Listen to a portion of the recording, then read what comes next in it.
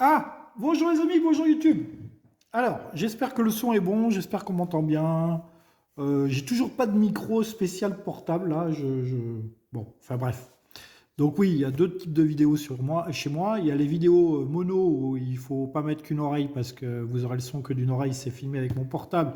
C'est pour les vidéos de partie. Et puis après, vous avez le son stéréo high-tech avec les vidéos qui parlent de l'univers du jeu de société. Donc là, on est dans une vidéo d'ouverture de boîte, d'explication de règles. Et ensuite, je ferai sûrement des parties filmées, je pense. C'est pas sûr, on verra. Mais il fallait que je vous présente Legacy of You. On va le prononcer comme ça. Hein. Legacy of You. Voilà, je vous fais voir la couverture parce que c'est un excellent jeu solo. Voilà. Vous savez que j'ai pas une chaîne qui fait beaucoup de présentations de jeux. Hein. Moi, voilà, je présente que des trucs qui marchent super bien comme Acropolis et Challenger, et puis après ils ont les As d'or. Voilà. Non, non, je fais ce genre de vidéo avec parcimonie parce que c'est long à faire. J'aime pas faire les montages. Et puis en fait, ces vidéos-là sont efficaces que je sais pas s'il faut des montages ou pas. Bah, je sais pas. En fait, c'est pas des vidéos qui font beaucoup de vues. Bon, d'un autre côté, moi, ça me permet de partager avec du monde mes parties solo. Donc c'est pour ça que je fais des vidéos solo, de jeux solo. Parce que j'aime bien après les échanges avec les commentaires. Voilà. Par contre, bah, quand vous êtes en solo et que vous filmez, vous faites beaucoup d'erreurs. Donc ça, par contre, vous passez pour un nulos. Hein. Vraiment, après, j'ai regardé certaines de mes vidéos. Oh là là. Mais bon, testez hein, de votre côté. Vous allez voir que filmer et jouer en solo, bah, c'est pas si facile que ça. Voilà, c'est pas si facile que ça parce que bah, vous avez un appareil devant vous qui filme. Et puis, bah, vous avez un peu les yeux dessus, un peu les yeux sur votre partie. Vous n'avez pas vraiment le plateau devant vous parce que bah, c'est plutôt l'appareil qui est devant vous, donc l'écran de contrôle. Enfin bref, je vais pas me donner d'excuses, mais bon. Alors, bon, on va avancer. On va pas faire une vidéo de 3 heures pour une ouverture de boîte et une explication de partie. Legacy of You, qu'est-ce que c'est? C'est un jeu solo, uniquement solo. Vous voyez, c'est écrit là. Hein, un joueur, 14 ans et plus, 60 minutes. Tout ça, ça se tient. C'est à peu près vrai. Voilà. Sur la boîte, c'est un jeu de Chen Phillips. Chen Phillips, très connu, pillard du Nord, machin, etc. Il a fait des séries. Alors, je ne suis pas forcément adepte de ce qu'il fait. Je vais vous expliquer pourquoi, après. Et d'ailleurs, celui-là, il aurait eu plutôt tendance à me faire fuir. Je ne suis pas, moi, tableau Excel et optimisation. Et là, c'est un peu ça. Tableau Excel et optimisation. Mais, il y a un mais, il y a un twist. C'est l'originalité de la formule qu'il propose. C'est un jeu en, on va dire, 7 parties minimum, 13, 13 parties. Pourquoi? Parce qu'en gros, je vous dis, il faut avoir 6 victoires, ou 7 victoires, je ne sais plus, 6 ou 7 victoires pour gagner. Et puis vous pouvez être à 6-6, c'est-à-dire 6 victoires, 6 défaites, donc vous avez fait 12 parties.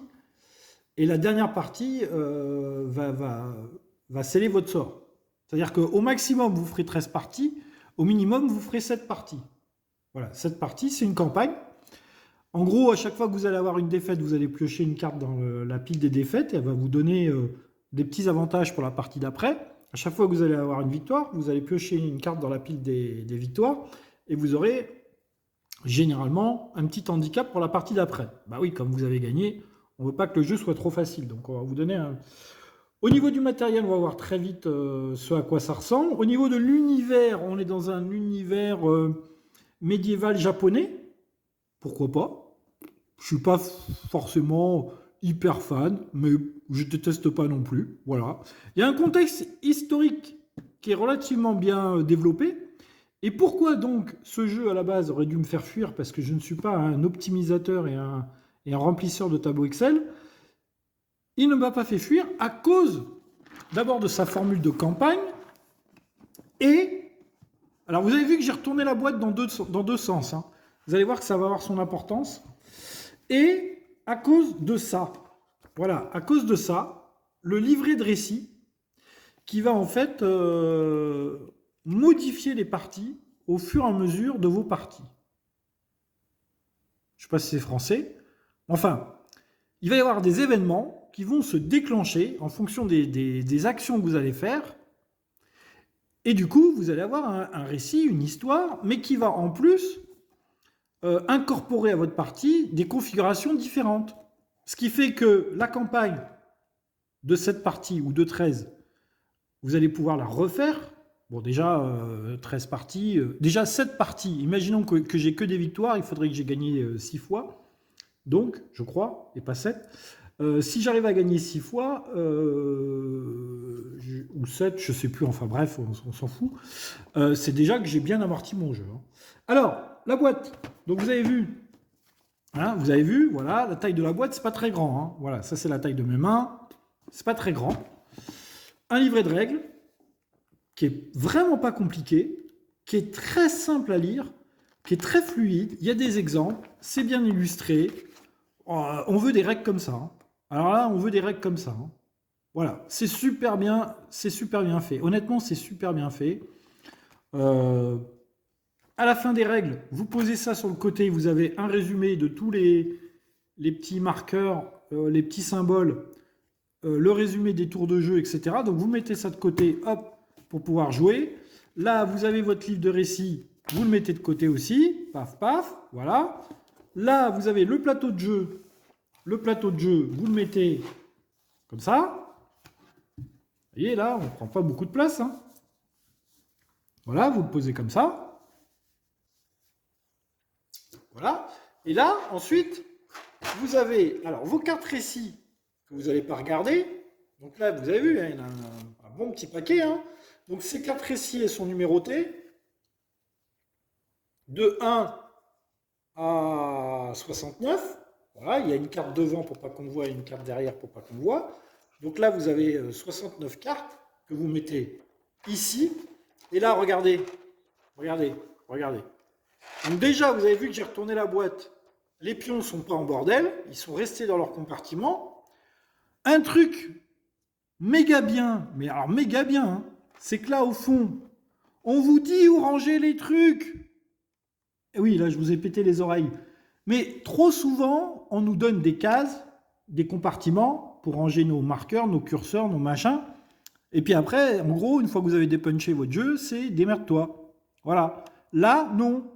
Au fond, voilà, il y a un encart qui vous dit, bon, ben voilà, par exemple, là, je prends des ressources qui s'appellent le bois. Voilà. Alors, je peux jouer en laissant tout dans les compartiments, d'ailleurs, hein, parce qu'on peut les attraper facilement et tout ça. Bon, moi, je préfère quand même les avoir sur le côté. J'ai pas de petite coupelle ou de compartiment pour les sauvegarder, donc moi, c'est un peu en bordel sur le côté, là.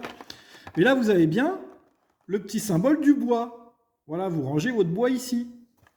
Voilà, alors vous avez du bois, vous avez de l'argile. Voilà, bon, ça, c'est les ressources. Voilà, donc vous sortez votre truc. Donc, matériel nickel. Hein, matériel nickel. Le prix est nickel aussi. Hein, ça pique un petit peu. C'est plutôt dans les alentours de 45 € à peu près, quelque chose comme ça. Ouais, ça pique un peu. C'est un peu cher pour un jeu. En fait, je ne sais pas si c'est cher parce que, bon, niveau matériel, on a ce qu'il faut. Et puis après, j'ai envie de vous dire, et puis vous payez l'idée du jeu aussi. Il ne faut jamais oublier ça. Dans un jeu, il n'y a pas que le matériel, il y a l'idée du jeu. Et au niveau de l'idée du jeu, je trouve que, ok, on est dans un placement d'ouvrier deck building, on va dire. Mais l'histoire des 13 de la campagne en 6 parties, vous voyez là, voilà, ça c'est les cartes défaites. 1, 2, 3, 4, 5, 6. Non, ça pas du tout, c'est les cartes barbares. Elles sont où mes cartes défaites? Elles sont là. Voilà. Donc ça, comment vous faites? Voilà, donc vous avez une carte dorée qui est avec la victoire. Ensuite, vous avez 1, 2, 3, 4, 5, 6. 6 cartes de victoire que vous mélangez. Et quand vous arrivez à avoir la 7e victoire, vous avez gagné. Donc c'est bien 6-6. Il peut très bien y avoir 6-6 et vous faites 13 parties. Donc là, vous les mélangez. Tac, tac, tac, tac, tac. Voilà. Vous les mélangez. Vous mettez la 7e en dessous. Voilà. Et si je gagne, je piocherai la première carte là et je lirai qu'est-ce qui se passe. Donc ça, vous le mettez sur le côté, là. Vous n'en avez pas besoin de toute façon.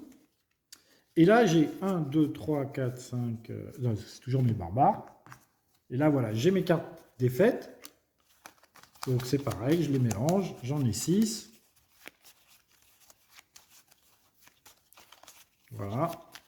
Et si jamais j'ai une défaite, bah, je piocherai la première et je regarderai ce qui se passe. Voilà. Donc défaite, victoire, vous les mettez de côté. Ce pas des cartes qui interviendront pendant la partie. C'est des cartes qui n'interviendront qu'à la fin. Là, vous avez des barbares.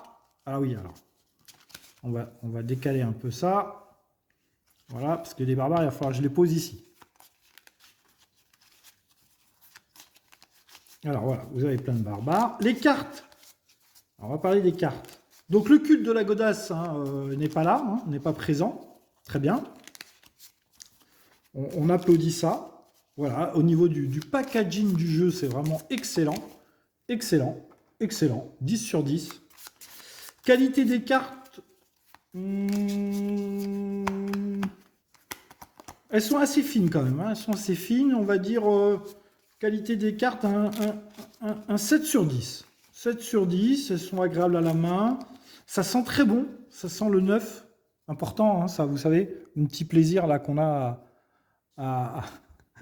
à ouvrir nos jeux au début. Donc vous mettez vos barbares ici. Qu'est-ce qu'il nous reste là-dedans? Alors il nous reste les bâtiments qu'on peut construire. Les bâtiments qu'on peut construire, on peut construire des fortins, des casernes. Je ne sais plus trop comment ça s'appelle. Voilà. Donc ça, on en a 4. Voilà. On les met là. Ensuite, on peut construire des fermes. On les met là. Une petite ferme. Voilà. Donc ça, c'est en bois, c'est de bonne qualité. C'est pas des simples cubes. Ça a été travaillé, c'est bien. Et ensuite, on a des huttes. Alors les huttes, on va attendre un petit peu pour les mettre parce qu'on va poser des cartes. Alors, on va prendre ces cartes-là maintenant.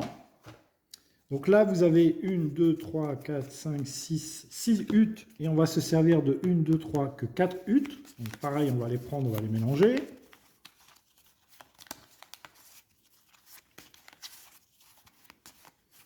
Voilà.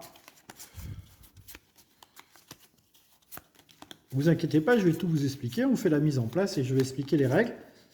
Je couperai la vidéo et après, je ferai une autre vidéo avec la partie. Voilà, donc les huttes, vous les mettez comme ça. Voilà. Donc vous en prenez 4. Voilà. Et après, si vous voulez les ranger, eh ben, huttes et canaux, ça se range ici. Voilà. Ensuite, les petites huttes que vous allez les mettre ici. Donc je vais déjà vous expliquer un premier truc. Les huttes, il faut les construire dans l'ordre. C'est-à-dire, il faut d'abord construire celle-là, révéler la carte qui est là, regarder ce qu'il y a dessus, puis ça va vous dire un truc. Et en dessous, ça va vous donner de la production. Voilà, ça c'est le rôle des huttes. Vous verrez après, j'expliquerai. Les fortins, vous pouvez les construire dans n'importe quel ordre. Je peux très bien construire celui-là, après construire celui-là. C'est pas un problème. Les fortins vont vous aider principalement à combattre les barbares. Les huttes, ça va vous aider à produire. Les fermes, ça va vous produire des ressources. Il y a 4 ressources dans le jeu. Vous les voyez là, il y a des provisions. Voilà. Vous avez du bois. Voilà. Vous avez de l'argile. Voilà. Et vous avez des coris. Ce sont des coquillages. Ensuite, vous avez ici un fleuve. Alors le but du jeu, c'est de construire, on protège un village qui va avoir une inondation. Donc on a une vague qui est symbolisée par ce marqueur là, voilà, qui va avancer. Et ici, nous avons une barge, voilà, qui va avancer le long du canal, qu'on va essayer de construire. Là, vous voyez, il y a des canaux qui ont été construits pour que l'inondation se dissipe dans les terres et n'envahisse pas notre village. Mais au début du jeu, donc vous voyez là, ces 5, 6, c'est des cartes qui vont être placées ici. Donc j'en prends 2 au pif. 1, 2, voilà. Donc vous voyez là, les canaux, on ne les voit plus. Les canaux, hop, voilà. Il faudra que je construise les cartes qui sont là pour qu'on... Ah, il y en avait une autre, 5, 6, tant pis, c'est pas grave. 3, 4, il n'y en a que 2, je crois. Voilà, 3, 4, bon, voilà. De toute façon, je ne les ai pas regardés avant, donc je ne sais même pas à quoi m'en tenir. Voilà. Voilà. Et là, des 1, 2, il y en a 4, donc je vais mélanger.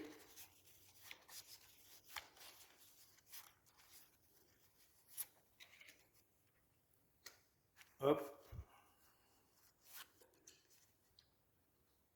Et hop. Voilà. Donc là, vous avez vu déjà, on n'utilise pas toutes les cartes canaux.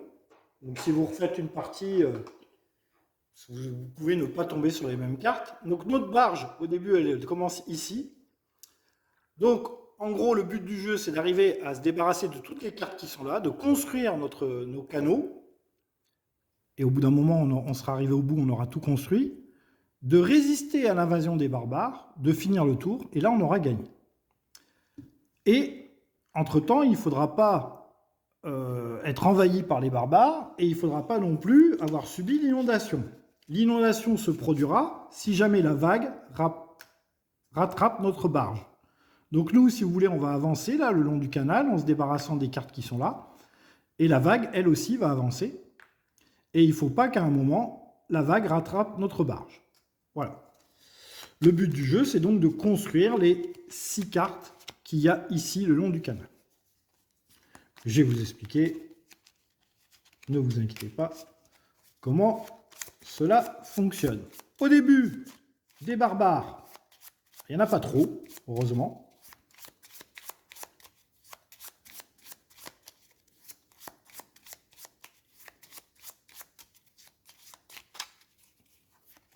Voilà, au début, des barbares, il n'y en a que. Voilà, on le met là. J'expliquerai après, bien évidemment, comment on se débarrasse des barbares. Ça, ce sont les cartes villageois. Alors ça, c'est très très important. C'est ce qui va nous servir à constituer notre deck, l'aspect deck building du jeu. Donc ça, il y en a 30, des villageois. Et on va avoir un deck de base de 10 cartes. Notre deck de base fera 10 cartes, mais on n'aura que...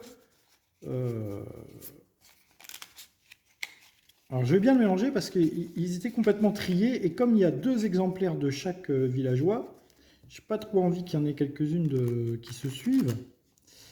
Donc je vais essayer de bien le mélanger. Oui, le jeu était pas ouvert hein, avant que je vous le... Enfin, il était ouvert, mais il avait juste été dépunché. Hein. Donc les villageois... J'en tire 10. 1, 2, 3, 4, 5, 6, 7, 8, 9, 10. Voilà, ça sera mon deck que je mets ici. Et là, c'est les villageois au début de partie. Donc au début de partie, on en a un bon paquet qu'on pourra acheter. Et je vais vous expliquer comment... on les fait venir dans notre village. Donc ça va, c'est relativement, on va dire, bien mélangé. Et ensuite, vous avez ici, donc ça, on va mettre ça de ce côté-là, des meeples qui vont représenter des manœuvres, qui vont nous servir, des ouvriers, des manœuvres, qui vont nous servir à construire notre fleuve, et des soldats qui vont nous permettre de combattre les barbares. Les soldats, il y en a de plusieurs types. En rouge, on a des combattants. En noir, on a des cavaliers.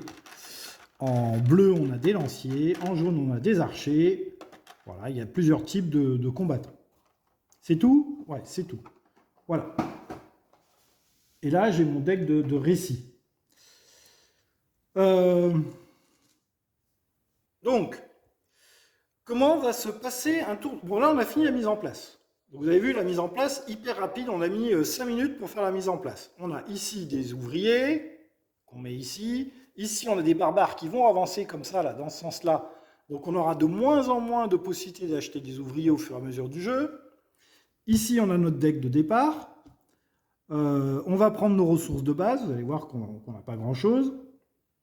Et je vais vous expliquer tout ce qu'on peut faire. Voilà. On va reprendre la structure de la règle, d'ailleurs, pour suivre la règle. Là, vous avez un tour de jeu. Voilà, il y aura 5 phases. On va d'abord récolter, on va prendre des ressources. Ensuite, on va, avec toutes nos ressources, on va effectuer nos actions. Je vais expliquer toutes les actions qu'on peut faire. Ensuite, on peut replacer la barge, parce qu'à chaque fois qu'on va construire une partie ici des canaux, la barge va s'en aller, on va enlever la carte. Et les canaux, on peut les construire qu'une seule fois par tour. Donc, si jamais on a construit un canal, et bien ensuite, on replacera la barge sur... On avancera la barge au fur et à mesure du fleuve. OK ? Donc, on replace notre barge. On subit les attaques des barbares. Donc, vous verrez, les barbares, ils sont chiants. Voilà. Et ensuite, on rafraîchit les cartes. C'est-à-dire qu'on remet des ouvriers là où il faut mettre des ouvriers. On fait avancer les barbares s'ils doivent avancer. Et ça aussi, je vous l'expliquerai au fur et à mesure. Voilà. Au début du jeu, on est ici. La phase de récolte qui est ici. Alors, je ne sais pas si vous voyez bien à l'écran. Normalement, ça devrait être pas trop mal. Mais bon, ça devrait être bien.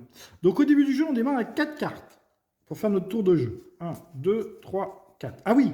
Alors, j'explique les règles, mais en fait, je vais faire 2-3 premiers tours pour vous expliquer les règles. Et puis après, je ferai une vraie partie. Alors, est-ce que je recommencerai à 0 pour faire la partie ou est-ce que je continuerai ma partie? Je ne sais pas. On verra. Donc là, 4 cartes. C'est indiqué ici. 4 cartes. Ensuite, je prends un ouvrier. Ensuite, je prends un tauri. Ensuite, je prends une provision. Et ensuite, j'aurai le droit de prendre un tauri par fortin que j'ai construit. Je n'ai pas construit de fortin, donc je n'ai pas de tauri. Voilà. Donc ça, c'est mes malheureuses petites ressources de base, plus mes cartes. Mes cartes, je vais vous expliquer comment on les utilise. Alors, avant que je vous dise ça, il faut que je vous dise quand même quelques petits trucs pour que vous compreniez ce qui va se passer. Donc les ouvriers, ils ont plusieurs couleurs, ok, on a compris,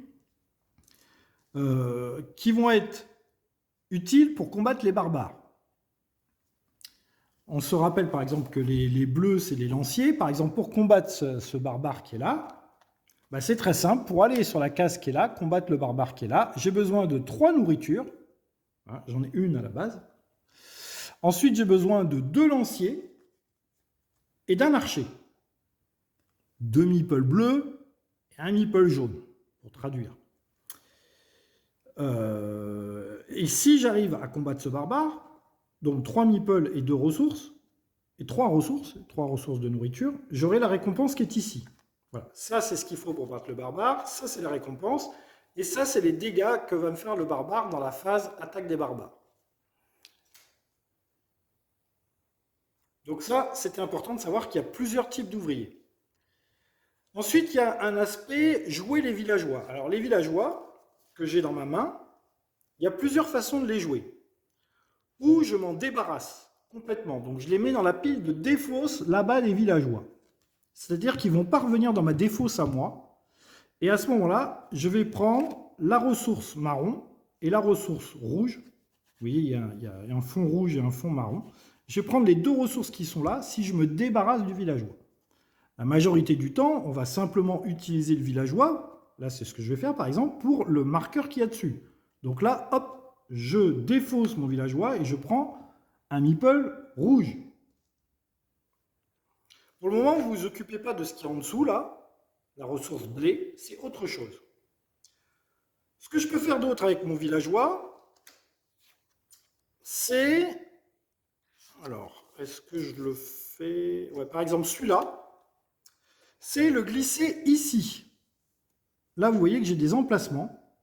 Pour le moment, j'en ai qu'un. Une fois que j'aurai construit cette hutte, j'en aurai un deuxième, puis un troisième, puis un quatrième, puis un cinquième, si j'arrive à construire toutes les huttes. Donc au début de la partie, j'en ai qu'un emplacement. Donc si je glisse mon villageois ici, ça voudra dire qu'à la prochaine phase de récolte, j'aurai tout ce qu'il y a là, plus, le symbole récolte, c'est ça, plus ici, une portion de nourriture et un cori. Voilà. Là, par contre, en mettant mon villageois ici, je ne l'ai pas utilisé pour prendre les ressources qu'il avait dessus. Hein, dessus, il avait une nourriture et un cori, d'ailleurs, ce qu'il produit en règle générale. Donc là, je me suis passé de ça, mais je l'ai gardé pour tout le reste de la partie, parce qu'une fois qu'ils sont là, ils ne servent plus qu'à la production. Et j'aurai les ressources qui sont là à la prochaine phase de production. Donc on a vu déjà 3 éléments pour se servir des ouvriers. On les défausse, on prend ce qu'il y a en haut. Là, c'est ce que je vais faire avec celui-là. Par exemple, je prends un ouvrier blanc, je le défausse. Voilà. Ou on les jette et on prend tout ce qui est en marron et tout ce qui est en rouge. Là, je prends 2 nourritures. 2 nourritures et je vais m'en servir pour le défausser. Donc, j'ai défaussé 3 de mes ouvriers et j'ai mis un de mes ouvriers en production. Voilà. Et du coup, je me retrouve avec ces ressources qui sont là. Vous voyez, au début, pas grand-chose. Est-ce que je peux construire? Bon, au début, pour construire, il faut des emplacements de construction. Pour construire, ici, je n'ai qu'un emplacement de construction. C'est une espèce de petit carré. Je ne sais pas si vous le voyez bien sur la caméra, mais il y a un petit carré ici. Je n'ai qu'un espace de production. Et pour construire, il faut généralement du bois et de l'argile. J'ai pas de bois et j'ai pas d'argile. Je vois ici que j'ai une première possibilité qui m'est donnée par le jeu. C'est que je peux toujours échanger 3 coris contre un argile ou 3 coris contre un bois. Bon, là en l'occurrence, j'ai qu'un cori. Donc on sent que je ne vais pas faire grand-chose. J'ai 3 nourritures. Je pourrais éventuellement aller combattre ce barbare. On m'a dit qu'il fallait 3 nourritures pour aller combattre ce barbare. Mais bon, il me faut 2 bleus et un jaune. 2 bleus, un jaune. On voit que j'ai pas 2 bleus et un jaune, donc je ne peux pas combattre ce barbare. Je ne peux pas construire, j'ai pas de bois, pas d'argile. Donc pour le moment, la seule chose éventuellement que je peux faire, c'est recruter. Recruter, ça me coûte les ressources qui sont en haut sur les cartouches marron. Là, en l'occurrence, celui-là, il est gratuit.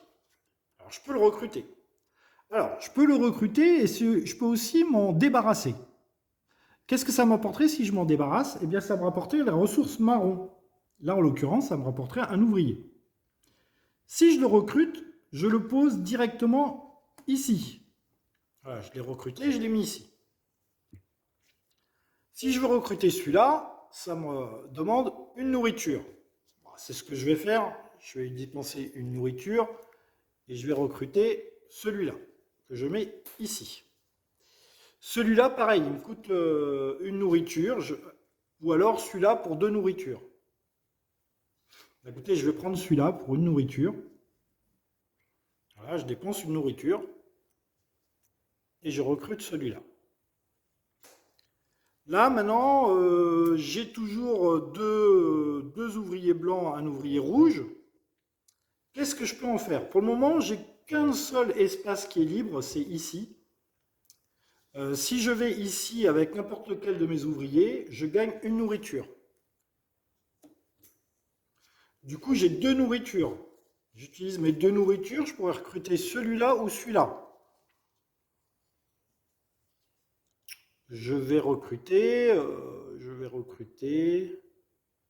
celui qui me donne 2 nourritures. Voilà, je recrute celui qui me donne 2 nourritures. Et j'ai dépensé 2 nourritures. Bon, maintenant j'ai plus rien, il me reste 2 ouvriers, mais je ne peux pas en faire quoi que ce soit. J'aurais besoin d'un ouvrier blanc pour construire. Hein. Généralement, on a toujours besoin d'un ouvrier blanc pour construire. Le problème, c'est que je vais me prendre l'attaque de barbare, mais je ne peux rien y faire à l'attaque de barbare, parce que pourquoi? Le barbare, s'il m'attaque, il va ou me détruire, me tuer en fait, un de mes ouvriers qui va aller ici, ou alors je peux le corrompre en lui proposant du bois. C'est ou l'un ou l'autre. J'ai pas de bois, donc je vais être obligé de perdre un de mes ouvriers. Mais bon, on verra ça après. Donc là, j'ai fait toutes les actions que je pouvais faire, enfin que je pouvais faire avec le peu de ressources que j'avais au premier tour. Je pouvais construire, jouer mes ouvriers pour les défausser et prendre leurs ressources. Et je pouvais acheter les ouvriers qu'il y avait haut. Donc là, on a fini la phase action, on a fait la phase de récolte, on a fait la phase d'action. Normalement, il faudrait replacer la barge. Mais bon, on voit bien que pour le moment, je ne peux pas construire le canal. Hein. Il faut 2 ouvriers blancs et 2 ouvriers et 2 coris. Donc je ne peux pas construire. Donc, maintenant, on va subir les attaques des barbares. En l'occurrence, il n'y a qu'un barbare. C'est lui. Donc il me demande un bois. Je n'ai pas de bois. Donc je vais sacrifier un de mes ouvriers. Donc je prends un de mes ouvriers ici. Je le mets dans la défausse des ouvriers. Chose très importante, ici, vous voyez, il me reste 1, 2, 3, 4, 5 cartes. Au début de mon prochain tour, quand je vais faire ma récolte, je vais piocher 4 cartes. Donc là, on est bon. On a dit que la vague, là, il ne fallait pas qu'elle rattrape notre barge. OK? Comment est-ce qu'elle avance, cette fameuse vague? Eh bien, elle avance au moment où je ne peux plus piocher de cartes ici. Quand je ne pourrai plus piocher de cartes ici, je ferai avancer la vague. À ce moment-là, je reprendrai ma défausse, je remélangerai mes cartes et je referai un nouveau paquet. Et ainsi de suite, et ainsi de suite. Donc on a intérêt à avoir ici un gros deck de cartes pour retarder l'avancée de la vague. Et se donner de plus en plus de tours pour essayer de faire sa partie. Donc on a subi l'attaque des barbares, mais maintenant on va replacer le jeu. Alors comment on fait? On fait glisser les ouvriers de ce côté-là. Le barbare, en principe, il ne bouge pas. Mais le barbare, on voit que là, il y a un +1. Donc, il y a un nouveau barbare qui arrive. Donc, le barbare, il se décale ici. Et là, on fait apparaître un deuxième barbare. Voilà, on me demande beaucoup de bleu. Hein. Voilà. Et là, maintenant, on va compléter avec des ouvriers pour le prochain tour. Donc, on commence par ici. Voilà. On complète. Voilà. Et voilà. Donc là, on a complété. Et on est prêt à faire un nouveau tour. Donc pareil, on va faire notre récolte. Donc la récolte, on est là. Je prends 4 cartes. 1, 2, 3, 4. Donc là, on est bon. La vague n'a pas avancé, heureusement, parce qu'on aurait déjà perdu. Hein. Le jeu nous laisse quand même 2 tours de survie. Hein. Il est quand même sympa. On prend 4 cartes. On prend un ouvrier blanc. On prend un coris. On prend une nourriture. On prend un coris par fortin qu'on a construit. On n'a pas construit de fortin. Lui, qui était parti récolter tout à l'heure, il revient. Et ensuite, ici, on a une nourriture et un coris. Voilà. Là, on démarre avec ça. Donc déjà, avant même de regarder nos cartes, là, on a fini la récolte. On n'a plus rien à récolter. Donc déjà, en regardant nos ressources, on sait qu'on pourra faire avancer le canal. Et il faudra faire avancer le canal parce que ici, on n'a plus qu'une carte. Donc maintenant, il va falloir se préparer aussi à l'attaque des barbares. L'attaque des barbares, lui, il veut 2 coris. On n'en a qu'un. Et lui, il voudra un bois. Normalement, on n'a pas de bois. On va regarder nos cartes. Et on va regarder comment on les utilise. Il va falloir commencer à se préparer à l'attaque des barbares. Donc là, on a un argile. On va prendre l'argile.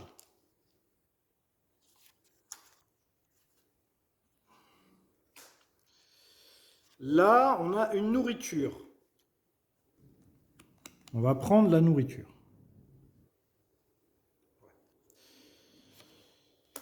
Là, on a un blanc, un jaune. Là, il nous faut beaucoup de bleu. On va prendre l'ouvrier blanc.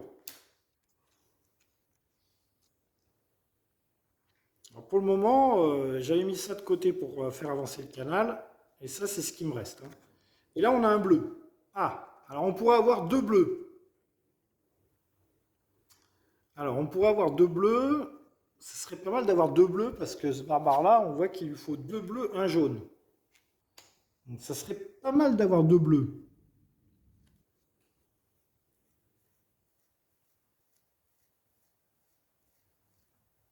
Donc, vous voyez, là, on est déjà dans le dilemme, là. Bon, on va prendre un bleu. On va pas combattre tout de suite le barbare. Oh, j'hésite. Non, on va prendre 2 bleus. On va prendre 2 bleus parce que de toute façon, lui, là, il va bien falloir le faire à un moment. Il faudra un jaune. Je sais pas comment on pourra avoir un jaune. On verra. Alors, je vais prendre 2 bleus. Donc lui, du coup, je ne le mets pas dans la défausse parce que je n'ai pas utilisé que un bleu. J'ai pris 2 bleus. Donc j'ai pris le marron et le rouge. Donc lui, hop, je le mets là-haut. Ensuite, il me reste tout ça là. Il me reste tout ça. On voit que quand je construis le canal,